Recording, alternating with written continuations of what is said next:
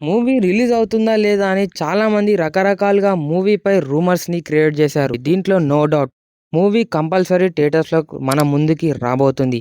Prashanth Varma cinematic యూనివర్స్‌లో పార్టైన 'హనుమాన్‌కి' సీక్వెల్‌గా 'జై హనుమాన్' ఉండబోతుంది. 'జై హనుమాన్' మూవీ 2027లో రిలీజ్ కాబోతుంది. ప్రశాంత్ వర్మ తన యూనివర్స్‌లో పార్టైన 'మహంకాళి' అండ్ 'అధీర' లాంటి మూవీస్‌పై వర్క్ చేస్తున్నాడు. దాంతో 'జై హనుమాన్' మూవీకి కొంచెం డిలే అయింది.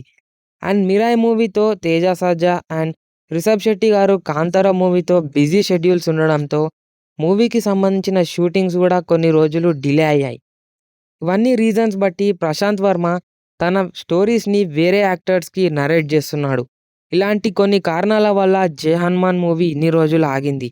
బట్ తేజ సజ్జా ఒక ఇంటర్వ్యూలో చెప్పినట్టుగా మూవీకి ఎందుకంటే సంబంధించిన అసెట్స్ బిల్డ్ చేయటాలు అయన్నీ బిల్డ్ చేస్తున్నారు. బిల్డ్ చేస్తున్నారంటే అది సినిమా స్టార్ట్ అయిపోయినట్టే.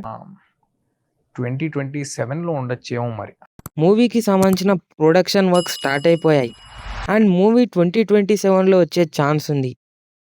సో, దీని ప్రకారం 'జై హనుమాన్' మూవీ మనం 2028 లేదా 27లో థియేటర్స్‌లలో చూడబోతున్నాం. ఖచ్చితంగా 'జై హనుమాన్' మూవీ రిలీజ్ కాబోతుంది. దీంట్లో నో డౌట్ మూవీ కంపల్సరీ థియేటర్స్‌లో మన ముందుకి రాబోతుంది.